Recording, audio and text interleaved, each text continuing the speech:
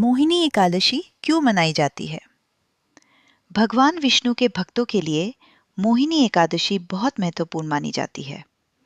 यह व्रत वैशाख माह के शुक्ल पक्ष की एकादशी को आता है। इस दिन व्रत रखने से व्यक्ति के सभी पाप नष्ट होते हैं और जीवन में सुख शांति आती है। इस एकादशी का नाम मोहिनी इसलिए पड़ा क्योंकि इस दिन भगवान विष्णु ने मोहिनी रूप धारण किया था। यह वही रूप है जिससे उन्होंने समुद्र मंथन के समय देवताओं को अमृत पिलाया और असुरों को भ्रमित कर दिया। इसलिए ये व्रत मोह, भ्रम, आसक्ति को दूर करने और सही मार्ग पर चलने की प्रेरणा देता है। यह व्रत करने से व्यक्ति को मोक्ष, मुक्ति और पापों से छुटकारा मिलता है। मोहिनी एकादशी व्रत कथा। प्राचीन समय की बात है। सरस्वती नगर नाम का एक सुंदर और समृद्ध नगर था। वहां एक धर्मात्मा राजा राज करता था जिसका नाम था द्युतिमान। वह प्रजा का बहुत ध्यान रखता था और न्यायप्रिय था।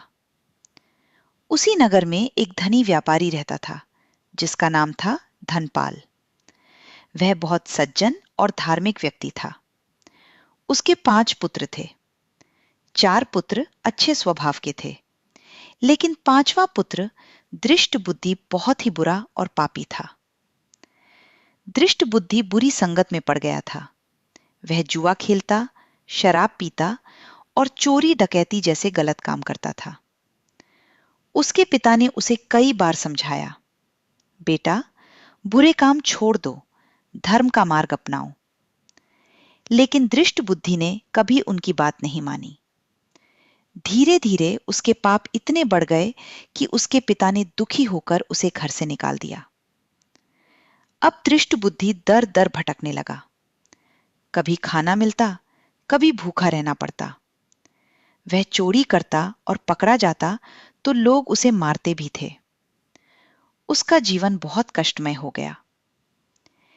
एक दिन वह भूखा प्यासा जंगल में भटक रहा था। तभी उसे एक आश्रम दिखाई दिया।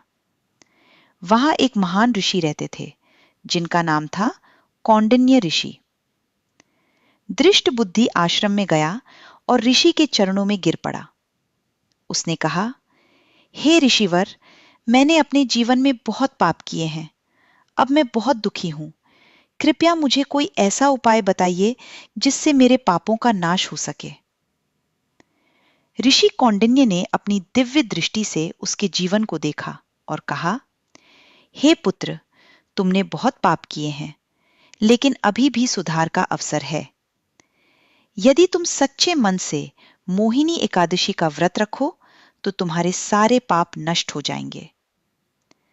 दृष्ट बुद्धि को अपनी गलतियों का एहसास हो चुका था। उसने निश्चय किया कि वह पूरे मन से यह व्रत करेगा।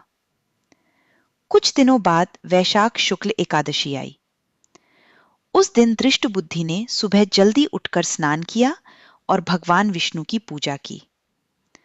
उसने पूरे दिन व्रत रखा और भगवान का स्मरण करता रहा।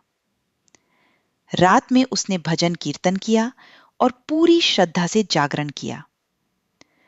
उसके मन में अब सच्ची भक्ति और पश्चाताप था। द्वादशी के दिन उसने विधि पूर्वक व्रत का पारण किया।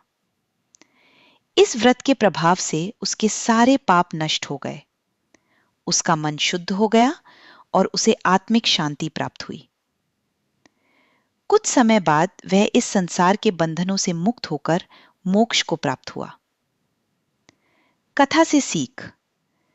बुरा से बुरा इंसान भी सुधार सकता है। सच्चे मन से किया गया व्रत